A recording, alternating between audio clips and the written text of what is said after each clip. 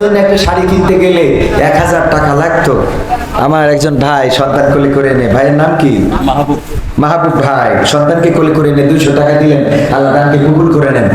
মায়ের নামে, মায়ের জন্য, মা থাকলে তো একটা শাড়ি কিনতেও 1000 টাকা লাগতো। এমন কেউ আছেন 1000 টাকা অন্তত এই সিরাতুন নবী সাল্লাল্লাহু আলাইহি ওয়াসাল্লাম মাহফিলে দেওয়া যায়? আল্লাহ জানো মায়ের কবরকে জান্নাতের বাগান। আমার চাচা যান, নাম কি চাচা? ফারুক। আমার ফারুক চাচা, ফারুক হোসেন, আমার ফারুক চাচা, উনি মায়ের জন্য, মা হারিয়েছেন হয়তো অনেক আগে, ওনার বয়স দেখে সেটাই মনে হয়। মায়ের জন্য 1000 টাকা দিলেন, আল্লাহ দানকে কবুল করে নেন, বলেন আমিন। নেক হায়াত দান করে দেন। আর কেউ আছেন?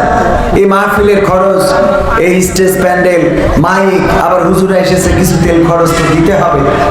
পাশাপাশি সিরাতুন নবী সাল্লাল্লাহু আলাইহি সাল্লাম মাহফিল, 1000 টাকা। আর কেউ? মায়ের জন্য, বাবার জন্য, বাবা নাই এমন কেউ 1000 2000 টাকা যদি দিতে পারেন, যে বাবা থাকলে তো বাবার চিকিৎসার জন্য ডাক্তারের ফি দিতে হতো 800 1000 টাকা, এরকম আছে, দিতে হয়। ভাইরা আমার, কেউ পারবেন দিতে? আমার ভাইজান তো টাকা চাইতে পারবেন না, আমি আপনাদের কাছে একটু মহব্বত করে চাচ্ছি, ভালোবাসার জায়গা থেকে।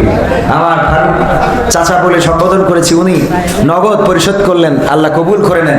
আল্লাহ আমার ফারুক চাচার মায়ের কবরটারে জান্নাতের বাগান বানিয়ে দাও। আল্লাহ পরকালের ময়দানে জান্নাতের সিঁড়িতে যেন দেখা হয়ে যায়, সেই তৌফিক দান করে দাও। আল্লাহ যাদের মা নাই, আল্লাহ মায়ের কবরগুলো জান্নাতের বাগান বানিয়ে দাও, বলেন আমিন। আর কেউ কি আছেন 1000 টাকা দেওয়ার মতো?